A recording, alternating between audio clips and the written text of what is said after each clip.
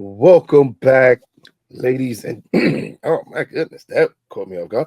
Welcome back, ladies and gentlemen, to another recap review of the hit MGM Plus show, Godfather of Harlem. We are here to talk about episode 2 of season 4. It's literally no title to this episode yet, so I wouldn't know what to tell you, but it is episode 2 of season 4. And it's your boy Lucas and my guy Najir here to give you all the dirt and dig deep into this episode. What's going on with you this evening, sir? Nothing much. Another week, same business. Same old, same old. But it's not, because of the way this episode opens up, as we were kind of waiting to see exactly how this character would be introduced. We kind of talked last episode, and we were wondering would they attempt to slow walk this character into this season, but in true Godfather of Harlem fashion, they wait for absolutely nothing as episode 2 opens up with the introduction of Frank Lucas. First, we get old archival footage of him traveling to Harlem. Then we see him get off the bus of Harlem, and immediately we see someone attempt to swindle Frank Lucas out of his money, which leads to Frank Lucas being extremely violent to that gentleman and taking his money. Just what did you think about this introduction of Frank Lucas into the Godfather of Harlem universe? All right, so first off, the archival footage part. Now you're gonna have people thinking like, "Damn, they had eyes on him since then." It's definitely archival stock footage, but that's there's no just not footage of Frank. Yeah, or is he on those on any of those buses? But yeah, you're right. This is the big one I talked about last week. And Ron Flynn. Don't forget about my guy. Just won the MVP of the All-Star game, balling like he had rent to pay, because he knew this is going to be his year, man. And the fact that like he's playing such an iconic character, you know, as I said in last week's recap, which this character was portrayed by Denzel Washington in American Gangster. Also, I decided to look up to see who else was in there. I probably should mention that Russell Crowe was also in there. out of all people to forget, real cool. Instead of mentioning T.I. before we mention anyone else, Godfather of Harlem. No interest Elba, Cuba Gooding Jr., Ruby Davis. None of them. You like Denzel Washington and T.I. Like T.I. But it's interesting because I think anybody that's taking a role, and this is not such an accurate statement, but the way how the coach is going to look at it and say, you're taking a role that Denzel just filled. Exactly. No, he's portraying a character that Denzel also played. And as they have said in some of the interviews and coverage for the show leading up into the season, is that like they're going to absolutely carve this character out more. And to that, I'm gonna throw it to you, because I think what's going to be interesting is now people are going to say, oh, we're really going to get like his origin story. Like we're going to really understand, how did he leave the South when he got to New York, and how did he ultimately become the new Godfather of Harlem after, Bumpy's death? We're going to get all this backstory in him. So is this all going to be full, accurate accounts of everything that he's done? Now, in case you're blind, anytime you start an episode of Godfather of Harlem, it makes it very clear that, as a matter of fact, I feel like I should just read the thing for it. While this story is inspired by actual persons and events, certain characters, characterizations, incidents, locations, and dialogue were fictionalized or invented for purposes of dramatization. So, with that being said, I'm going to say it, and I won't say it no more.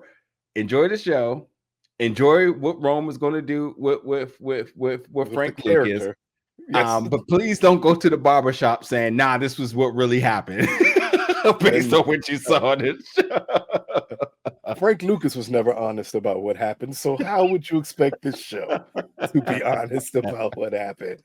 Frank Lucas was telling folks that he was a driver for Bumpy Johnson for 15 years in Harlem.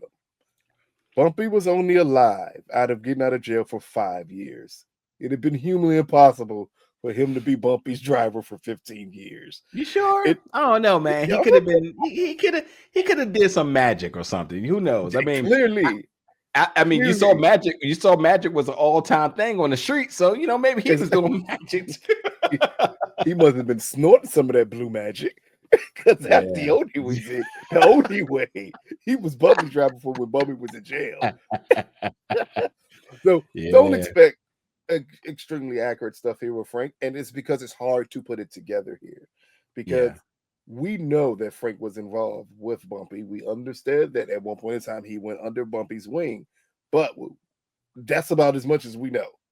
It is hard to piece together the story. It's easy to piece together Bumpy's story, and it's easy to piece together Frank's story.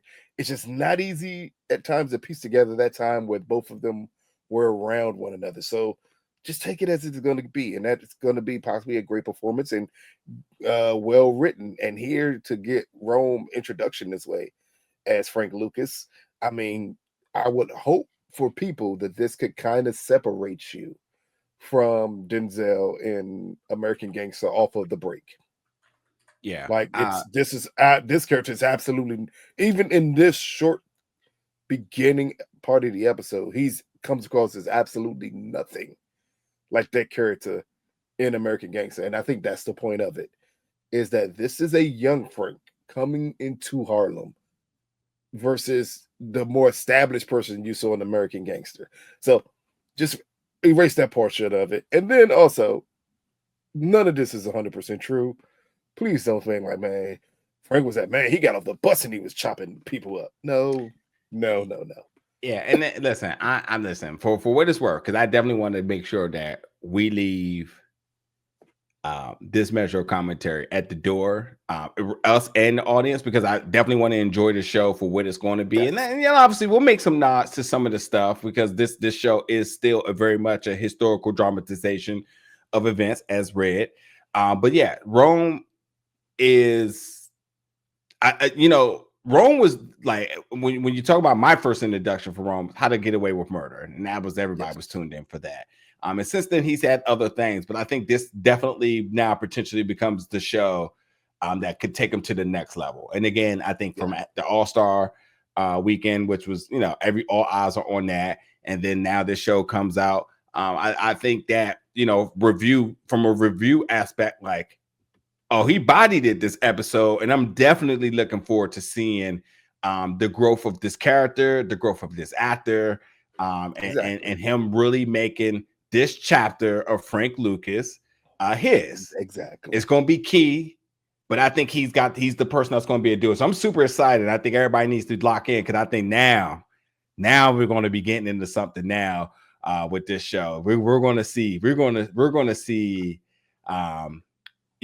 we know the show to be, the brutality in it, the street level gangster in this show. All that's come back, especially if Bumpy's, chilling out, trying to go legit. Who gonna fill that shoes? And I think this is great. So coming off the bus, hitting 22 points in the All-Star game, getting gypped by this guy playing cards, giving him a receipt later on with it. I mean, it's all so dope. Last thing I want to say is Rome is a fantastic actor, because he's from Chicago, playing a character from the South in New York.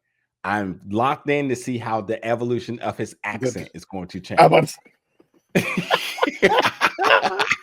Yes, that would be the most important part, because that's three very distinctly different accents all in one. Not even close. Not even close.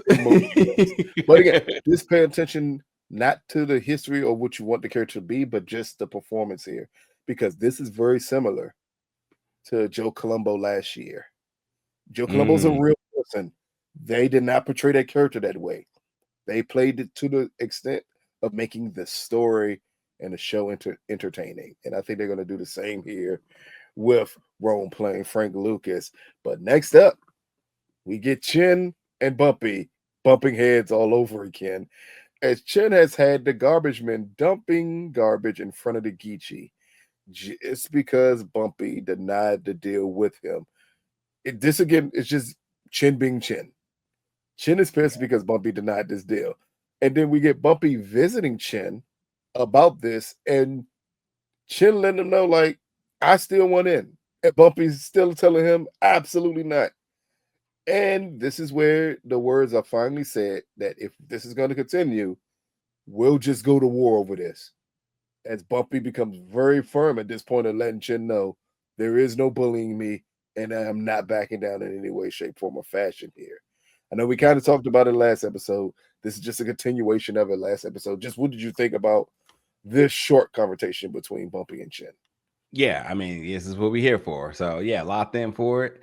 We're just gonna see where it goes. The fact all this happens within like 5 minutes of the episodes, like let you know this about to be a wild one. Hey, speaking on things that happen very quickly in the episode, next up we get Elise visiting Omar in jail. And guess what? He's assaulted in jail. Like they give you everything at the beginning of this episode here. Just to let you know exactly where we're going to here. And this is where Elise offers to Omar to go to Bumpy for protection. Because as she puts it, he would have to know people in prison. It's not like he wasn't in here before, and he doesn't have those connections to the streets. I don't know if there's much else to talk about here except for this is just laying the groundwork on how Elise is going to try to help protect Omar. Unless you can think of something else to talk about in this scene. Nope. Next up, we get another callback to season 1. I love these callbacks to season 1. And here we get Stella as she visits Teddy's mom, who is back in Harlem. Out of all places humanly possible to be. And Stella lets her know she's worried about her father and wants to protect him from himself. And the only way she can do it is to betray him. What did you just think about? One, this reintroduction, and then Stella talking about betraying Chin as a way to protect him. Yeah, listen, the mom revenge thing goes deep. So this is not a slight little Easter egg or callback or anything. Very early in the episode as well. So I'm like, oh, this is definitely going to be some way, shape, or form be problematic down the line. So definitely like the connecting web here. Very dope. Now, it wouldn't be Godfather of Harlem if we didn't get a racist white woman. Next up, we have Mamie, and she meets this rich socialite who is part of the New York Fine Arts Club. And this is just another one who tells Mamie, I just want to experience the real ghetto. Like real ghetto, like with real black people and how they live. And this is where Mamie offers to introduce this socialite to her favorite little monkey, as she calls him here, James Baldwin. Out of all Negroes for her to be introduced to, she wants to be introduced to James Baldwin. To me, this plays way more like a form of comedic relief that this woman would be this racist to a black woman in her face. But what do you think about Mamie here understanding how to play the game? Because while she was thoroughly offended here, it was all about an end game here for Mamie. And part of that end game is to help Bumpy. Yeah, what's new about this? This is her bread and butter. She always knows how to play in front of the white folks, the political folks. She wears multiple hats, so this is no surprise. And yeah, she's what do I want to say? Yeah, she's already thinking 3 steps ahead on this one. So this won't go. Her measure of racism is not going to be unnoticed. She'll have something to enlighten her with one way or another. I mean, the point that she called James Monkey a little monkey that's absolutely hilarious to me. And it's hilarious because that amount of racism is like that don't exist no more. Well, openly it doesn't exist anymore. Maybe with Elon a little bit, but normally openly it doesn't exist anymore. This amount of racism here. Next up, we get the first big power move, not only of the episode, but to me of this season. And that is Stella going to visit Joe.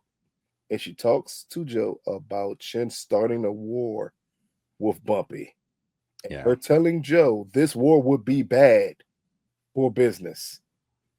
And that her father's out for blood, and it will not just stop at Bumpy. It gets Bumpy, he's coming after you next. So this is Stella as she plots to get Chin out of Harlem and tries to get Joe on her side here. Just what do you think about this complete flip here and Stella making this type of move? Yeah, I mean, we love Stella, but you know what I thought? I was like, oh, here we go. Trying to get Vincent off the show again. Still got the budget for him for the whole season. So here they go, trying to figure a way how to get him off the show for a little bit. He had to film Daredevil. So he got to be missing for a little bit here. Yeah. Good thing for him, it's all filming in New York. So he's probably just from set to set at this rate. But yeah, I think it's who we have now come to realize who Stella is. She is the puppet master. She's calling all the shots, and she's playing amongst two of the most powerful people in New York, dangerous people too. Yes. And seeing her how she's navigating is sort of just been kind of entertaining in a way. Hey, I'm just waiting. You know what's interesting? She has her dad's sympathy, but then she has Columbo's like googly eyes. So she has these men attached to her in different capacities, and she's fully using it to her advantage. Oh, cool. And it reminds you of her stepmother. Same way. Oh, yeah, that's right. He was playing men, same exact way. So Stella clearly got it on us here from somebody else. So we'll talk about Stella Gotti later on in this episode. But next up, we get Bumpy and Elise as they're having breakfast. And this is where Elise takes the opportunity to ask Bumpy for help to protect Omar in jail. It's always been hinted towards it. We understood this was a move that she was going to make here.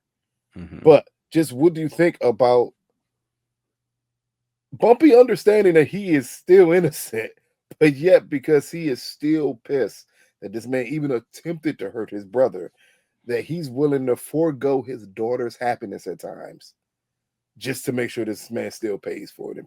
Honestly, I feel like because he probably feels he has more time to make it up to his daughter, but he ran out of time with Malcolm, and he's still living in the sense of regret of what he possibly could have did more. So I think he finds peace in it being this way, and this is probably just what it is for right now.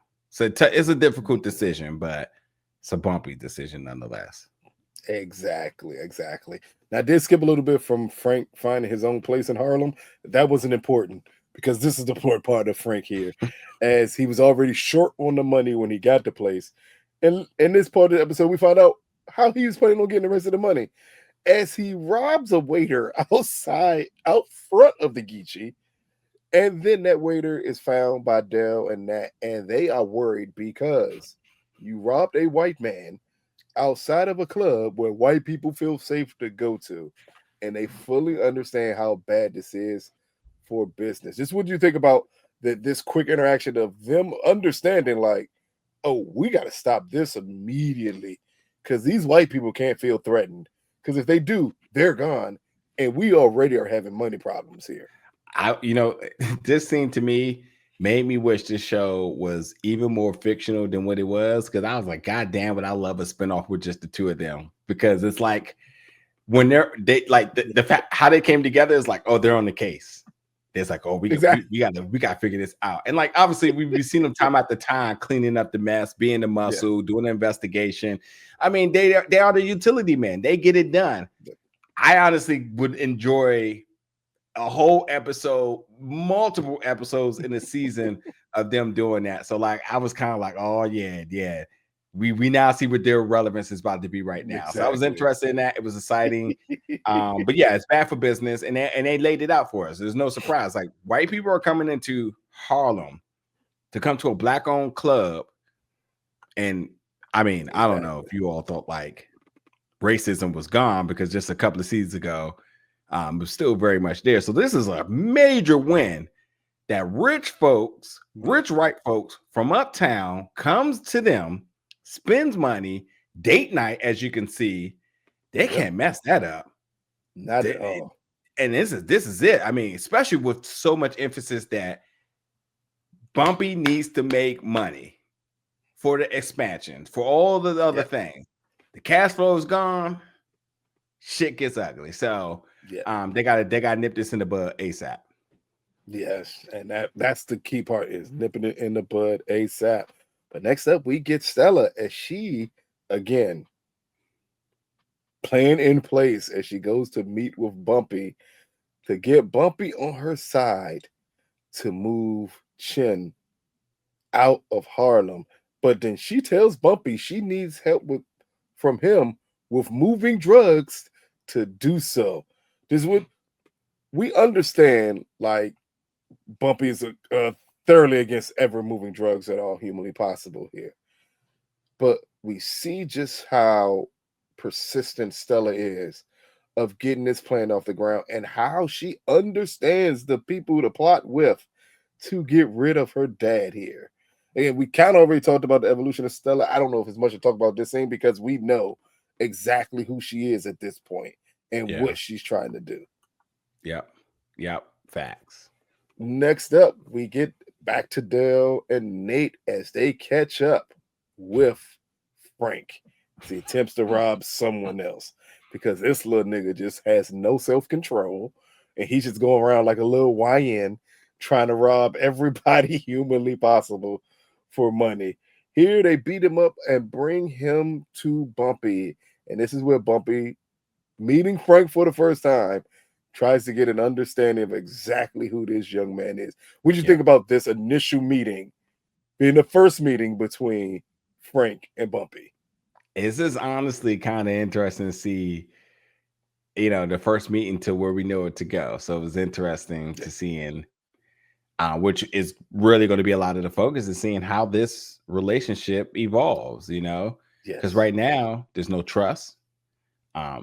There's definitely no such thing as loyalty right now, and this is bad for business. And he doesn't know this dude from nowhere, from Adam, as they would like to say.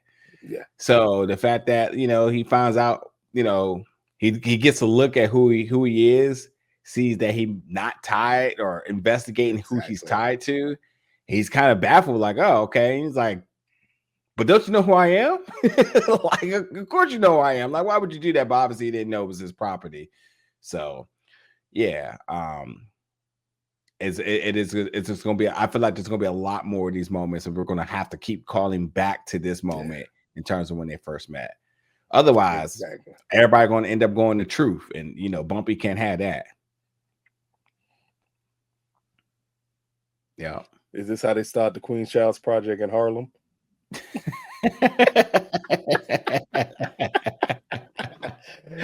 Next up, we get Elise as she goes to Mamie for advice on how she possibly can get Bumpy to help Omar. And this is, again, big information being delivered in this episode. It's here that Mamie tells Elise, I no longer know how your father operates or thinks since Malcolm died. But at the same time, we see that Mamie is still stressed out from catering to this white woman here who calls, and I quote, James Baldwin a cute frog. But beyond that hilarious part of racism, here is just very interesting to see Mamie openly admit at this point Bumpy is kind of lost because Malcolm's not around, because she can't predict anything he would do to somebody, including helping his own daughter here. Because what do you think about her putting that out there to the world that kind of Bumpy's a loose cannon right now, and I don't know how he'll react to anything? I didn't even see it that way, so definitely was an interesting narrative there. I feel like a lot of those things are always a perspective about Bumpy we may not actually be able to see, and whether it's through my male eyes that I'm not recognizing it.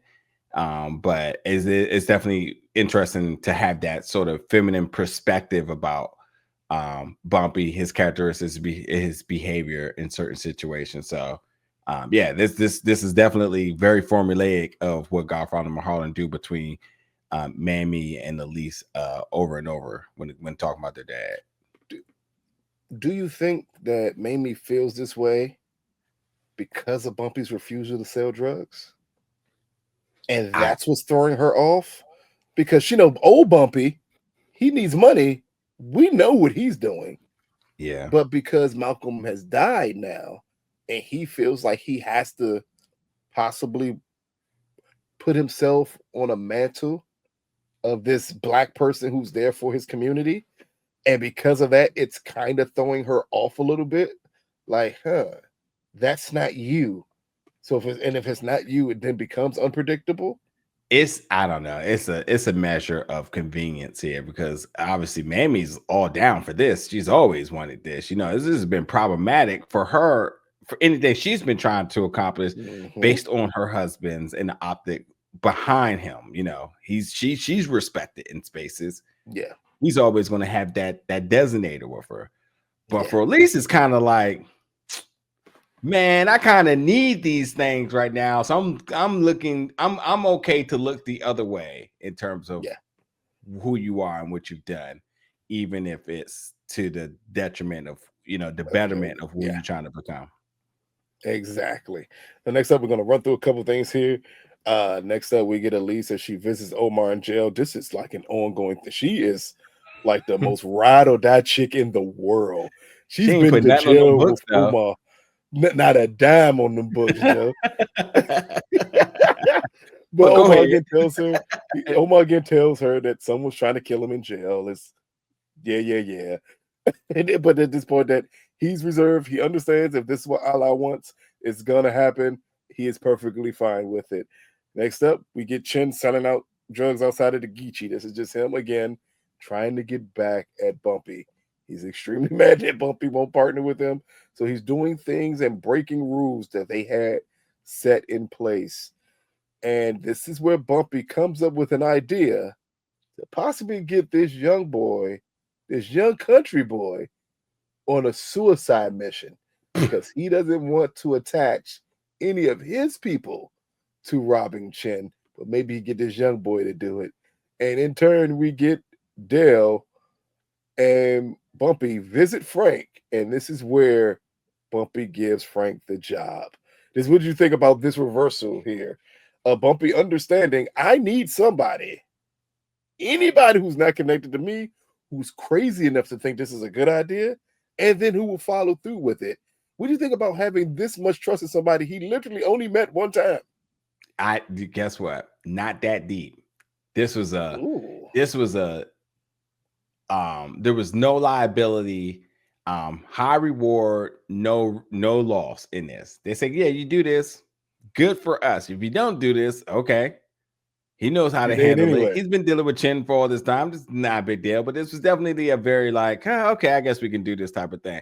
So I didn't think it is a big deal at all. That's why I'm saying it is interesting to really look at how this sort of relationship is going to evolve, because I don't think this was not a job interview. This was not an assessment. This is not trial and error. This was simply like, this dude's disposable. He's from the South. If he's gone, nobody will even know. So let's get him to do this. We can wipe our hands clean and cool. Or if he doesn't do it, it never existed. Chin will take him out, or we'll take him out, one way or another. Matter of fact, it's really almost no different than what Chin did in episode 1. Let me just put this person up. He gets caught. I can say, yep. Here's my way of showing loyalty to you. Take him out, but please stay off my block. He tried to take you out. I was just going to talk to you as men, but it could have been anyway. So I'm like, yeah, there's no liability here. I just thought it was interesting that Bumpy would even take the opportunity to be the person that meets with Frank face to face to give him this deal to do. No, just in case, because I can't. It almost felt like here. And this is the only reason it felt bigger to me. It almost felt like here is Bumpy taking a big unnecessary risk. Because you're coming in not knowing if this kid is here to set you up from the beginning. And you're willing to lay your cards on the line of what you want him to do. What happens if he was literally sent by Chin? You would have never known. And it almost shows like it could be because Bumpy's not thinking fully like Bumpy that he would make this move. Because season 1 through 3 of Bumpy ain't making this decision. He's keeping that close to the vest because he understands I can't. Matter of fact, we know because in season 3, he robbed the truck at the beginning of the episode because he knew better than to trust someone else to do it. But here, while it feels like a suicide mission, it's also a risk because I don't know this kid. You never know what his reaction is going to be to selling drugs or stealing that many drugs and what possible consequences that could come from that. But next up, we get Frank do it as he robs the truck in the most funny, hilarious fashion in the world as he eats a cannoli for the first time. And it's the best dessert he's ever had in his life. Very funny scene, but there's not much to talk about there. Next up, we get Omar as he is stabbed in prison. And this is where we see just how much Bumpy cares for Elise. As Omar's stabbed in prison and they're about to finish the job, we get a CO comes in and says, if you do anything else to him, you're personally going to have to answer to Bumpy Johnson. As it means here that Bumpy did exactly what his daughter asked, and he is now providing cover for Omar. Did you expect that reversal from Bumpy that way? No. That's the most interesting part here because Bumpy was very adamant. Like, I don't care about this young dude at all. Yeah, nah, but still his daughter. So it's like I didn't expect it, but also like, no major surprise. Kind of it checks out. Yeah. Next up is again the Godfather of Harlem, Stella, as her plan goes to the next level here. As first is reported back to Chen that the drugs were stolen and that his truck was robbed. And here Stella takes this opportunity to tell Chen, because this amount of drugs were missing and these drugs were going to the family, you have to answer for this. So you need to meet with them to let them know exactly what happened here. Did you fully understand the huge ramifications of the setup here by Stella by getting Chen to have this sit down? Or did that catch you off guard? No, it wasn't until they got to the table where I was like, oh, okay. Yeah, she masterminded the hell out of this. I did not see this setup at all. Yeah. And then next up, go ahead. I was gonna say, did we forget about when Mamie took homegirl to the diner? Did you talk about that yet? No, I don't think we're at the diner yet. We're not at the diner yet. I think. All right. Well, Yeah, I don't think we're at the diner yet.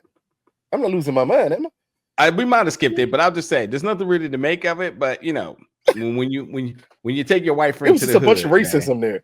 Listen, don't be trying to take them to the carryout, man, and you tell them you're getting chicken wings, and then they ask them talking about what parts of the chicken can I get? Like, listen, you get wings, you don't get breasts or drumstick. I ain't never heard nobody say, "What parts of the chicken can I get?" That's just a new level of just. What are you Negroes making here? Like, what happened if she'd have told her gizzards? Well, you get the gizzards.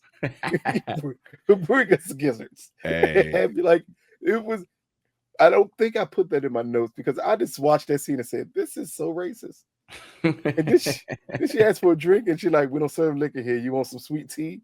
Like, so authentic. It's like, damn, like. Everything I have to equate back to race here with her. Mm-hmm. Like it's a very funny parallel in that scene, but also they think it's not much in that scene. It's just a bunch of racism. That's it. And Mamie having to deal with it while being named Mamie. Like it's just a lot going on there. But the following scene is again Stella meeting with Joe, letting Joe now know the full parts of the plan. Even down to at the meeting. Oh, I'm sorry. I need to cut you off one more time. I thought what's very important, because I'm glad they brought it up, that Frank Lucas out here robbed the truck with multiple people in it. By himself. And it just went okay. With a knife. I mean, I damn sure kirked. I was like, there's no way. And I'm glad that others felt that way. So, I was like, there's no way. No absolute way. When Chip said it was one guy did all of this. But then Yeah. if you honestly think about it, technically, once I robbed the driver, the other people were in the truck. Yeah. They had the slightest Or idea what's going on.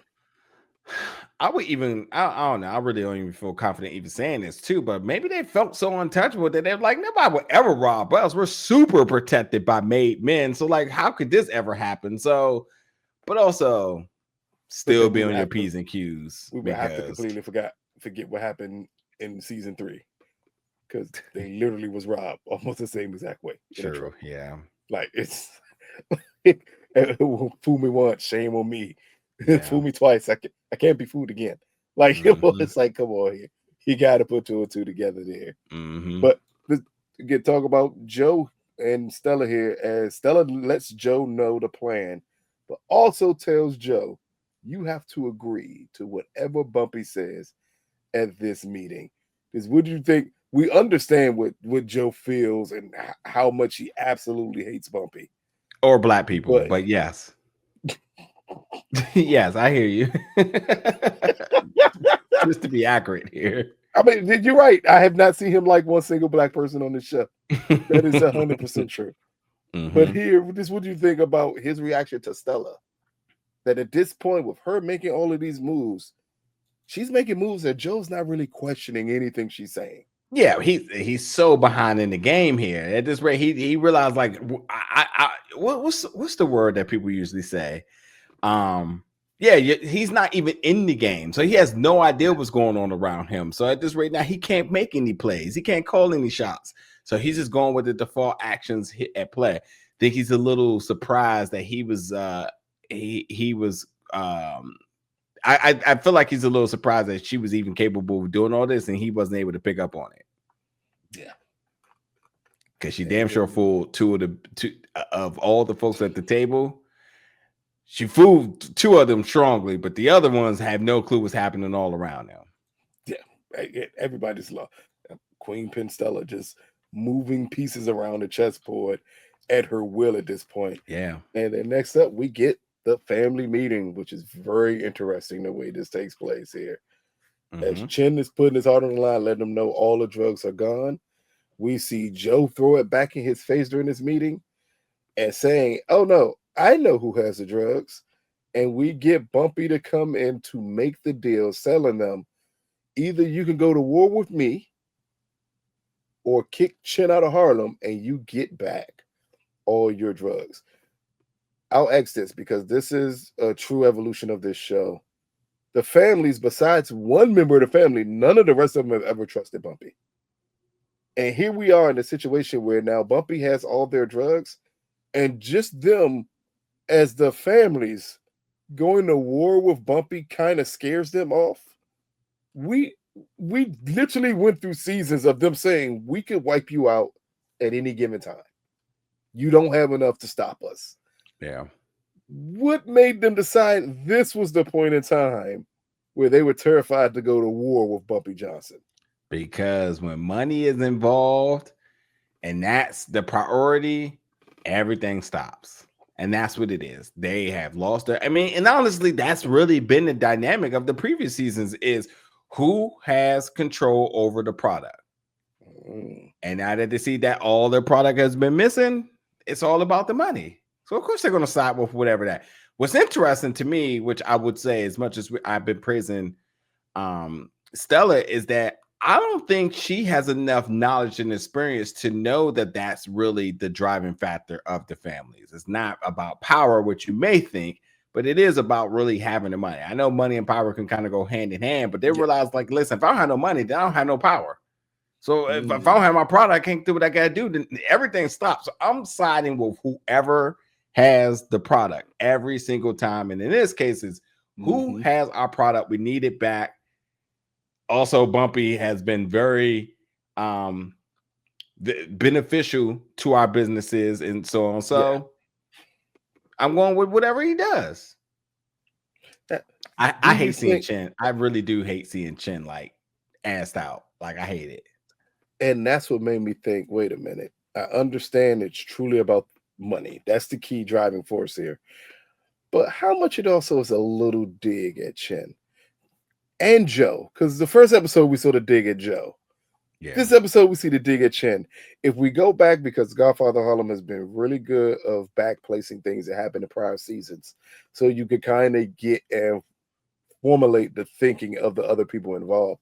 The families at one point in time wanted to kill Chin, and they wanted to get rid of him. And then we saw at one point in time they wanted to kill Joe and get rid of him. And now we've seen at 2 meetings at this table them siding against both of them in different circumstances to step both of them down. Do you think could be just the families like, you know what? Enough with your war with black people. Either you love them, you hate them, no matter what, but you're costing us way too much money messing with these Negroes here. And then them trying to assert themselves back into the picture of the family makes the decision, not these solo guys who think they run everything. Yeah, very much so. It's much more protected when it's a more of a communal thing instead of these rogue, leaders and whatnot. So, yeah, I definitely agree with that perspective. Didn't really think of it that way. Yeah, and we already know from this point, the family makes a decision, and it's known that they're kicking Chin out of Harlem, and Bumpy will give them their drugs back. Yeah. That's what made me think of that, because to kick a mob boss out of an area that he completely runs, it's insane. Yeah. There should be no amount of drugs that could make you possibly do that, but they do it. And then at the next meeting, we got Chin meeting with Stella and him letting her know, I know it was you who did all of this. Yeah. And then we get possibly the most touching moment between them two, as just the realization comes over Chin exactly who his daughter is, and that even though she backstabbed him, he's extremely proud of her. Just what do you think about the performance in this scene? Because that's the key part here with both of them two, just as Titans in this episode. And it's a passing of the torch in this episode. And passing it to a woman, which we talked about last season. Italians don't respect women at all. Like, it goes midgets, women, and blacks. That's their level of respect that goes around here. So for him to acknowledge, like, you are smart enough to do this, you're conniving enough to do this, and you're someone who I would love to have in charge, but even then, I still know I need a male to be in front facing of everything. But I respect your moves here. Because what do you think about that correlation between Stella and Chin? I mean, I think it's one of those type of things like, well, you are my daughter. So like, this makes sense. But also I think it's one of those type of things like, well, I would have did the same. So I wouldn't say so much of a passing of a torch, but I think it was like real recognize real and I respect you and whatnot. But yeah, I think Chin just about to bow out. Like when he walked out the door and he was thinking like, oh, that's the end of him here. Here they go, trying to write off Vincent from this show again. For everybody who possibly thinks this is the end of Chin, I just got one question. Do you think all of New York is just Harlem? Yes. They literally kicked him out of Harlem. Yes, just like everybody think all of New York is Manhattan. So like, yes. Or even New York City. Or just New York City to think that's all of New York. If Chin wants to still sell drugs to black people, he can go to Brooklyn and do it. Yeah. Or Jersey. The Bronx. It's a multitude of places he can go to. They just told him you can't do it in Harlem anymore. Mm-hmm. They didn't say the rest of New York. The rest of New York is wide open for Chin to do what he needs to do. So if I got to leave my daughter, my baby, in charge of the smallest area in New York with the most Negroes, that's fine. Yeah. Put the niggas in their place. And you're a woman, so it makes sense to do so. Like, but again, I strongly doubt this is the end of Vincent. The end of Chin on this show just by him being kicked out of Harlem. To me, that wouldn't make any sense here.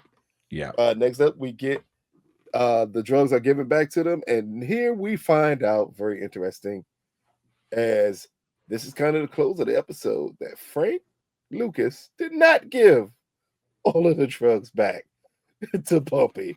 And this is what I meant by you take a risk by having someone you don't know do a job for you, and you don't know exactly what their mind state is behind it here. So I think everybody was waiting for, and this is the first episode with him in it, but for them just to give you the picture that even early on in New York, Frank is extremely conniving and looking out to build something on his own. And here Yeah. we see it with him keeping a good portion of drugs away from the Italians. What did you think about this and them ending the episode this way? As you said, exactly as you said, that's exactly the depiction and action of what he did. Now, who's that shorty he was with? Look here, I don't know, but Where he get that? Where he get that skeezer from already? Hey, not only My that, man, my man was got just the robbing people mattress, for rent money. mattress on the ground, and she in there ride or die already. Now, where the hell she come from? I guess I need to know that. What part of New York she came from? I guess when you just magically have, she probably came from Jersey. 10 plus keys of coke, you can get a hoe come quick. She'd be like, oh, well, I'm here. I could be your Tasha. I'm here. Yeah. Hold on, did you say she came from Jersey? Not East Orange, though. She ain't come from East Orange. Or Newark. She ain't come from neither one of them. She had to come from what's a good Jersey City. As you came from. What's the part of Jersey with the mansions in it that everybody in New York live at when they try to lie like they live in New York? East Rutherford. There you go. Yeah, where John Stadium is. Yeah, that's where she from. She one of them hoes. We already know. She looked way too classy to be from Harlem. And I ain't saying to be from Harlem. Godfather. Yeah, I mean, honestly, her being I can't imagine her sticking around long. And I mean by loyalty. I imagine she's there for a reason. I think, you don't mess with somebody's money or product, as the families has very much displayed. So we're going to see exactly how she becomes a casualty of war here. Well, here's the weird part. And it's a good correlation. And we're not going to do this too much, but this is a good correlation between Godfather of Harlem and American Gangster. Frank Lucas has always been stupid around women. There's literally no telling how long she's going to be around. At least on film, he's being depicted that way. The little Mexican girl he had around, and he had no business having her around.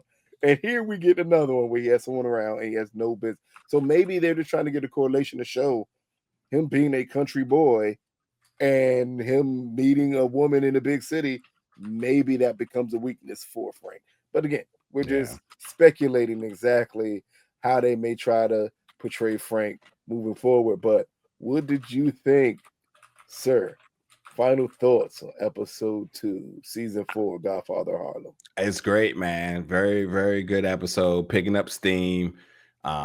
Still got more characters to introduce. James Baldwin name was thrown around. We know that someone's been casted for him. Got a little bit of inside scoop there on that. You may see it already on the channel. So yeah, we know there's still more to come. So we're going to see how it plays out. What was good about this episode is a lot of stuff was revealed, but it was such a fast-paced episode. There was no filler at all. Everything was quick. Frank Lucas is here. Great. We need a quick introduction to him and Bumpy. We need to fully understand exactly what's going on with Chin and Bumpy. We need Stella to put this plan in place. We need Stella to execute this plan. It almost feels like, unlike other shows where this may feel rushed, this feels like this was purposely done this way, because a lot of these are just introductions that you need to get out the way to establish exactly what's happening this season, because we still don't have a solid ground on what this season will look like after 2 episodes. Yeah. There was literally no focus on this deal Bumpy made with the banks and how he's going to help Harlem. None of that was talked about in this episode. It was just talked about who's going to be the power player involved in this, and Chin wanting to be, and Bumpy needing to move Chin out the way to make sure that his dream of what Harlem could come to fruition. That's what was enjoyable about this episode. We get very fast-paced episode. So, people, let us know what you think. Let us know what you think about Queen Pen Stella and all of these moves that she is Queen making. Pen. How much longer before she will be the Godfather of Harlem? Let us know about the introduction of Frank Lucas. What did you think about this iconic man being introduced into this show? And just what we get to see Frank do in the very first episode. He goes from a broke guy with no money to a guy with keys of coke by the end of this episode. What did you think about that very quick transformation of Frank Mm. Lucas? And then what do you think Yeah, about what do him you and think Leroy? about Wilson Fisk's origin story when he leaves Harlem on his now Against the his Hell en Kitchen? route to Hell's Kitchen? Let us know about the So origin story of Wilson So you're Fisk. telling me he goes from battling a Negro with a half closed eye to battling the blind man? I know he like, no, I can't catch a break. Yeah, and at some point he inherits like super strength and all that other stuff. And yeah, so just He stay ends up fighting tuned. guys with he ends up fighting a guy with arrows and his daughter. Like it's just so much Chin has to go through just to take Crazy, over Harlem. crazy. Poor guy. Almost lost his eye and Oh. everything. And So again, let us know what you think about that and tune in right after Godfather Harlem airs. Tune in for our recap review. Comment, like, subscribe, do everything. Let us know again your thoughts on how this season is moving and just your thoughts on the return of Godfather Harlem. And after 2 episodes, do you feel that 18-month layoff has hurt this show at all? Or do you think it was well worth it because of what you've gotten already this season? Man, And we you back. can't wait to see for the rest. Hell all that. We back. Exactly. We locked in. Oh, not us. They'll tune in to us Yeah. even if the show was bad. I'm Yeah. talking about how they enjoying the Yeah. show. They gonna tune in to us no matter what. Trust me, we have Hope evidence of so. that. Hope so. They watch that hip hop Yeah. homicide show just because of us. So they'll tune in no matter what we coming on. But again, this has been another recap review of the MGM Plus show, Godfather of Harlem. Peace, people. I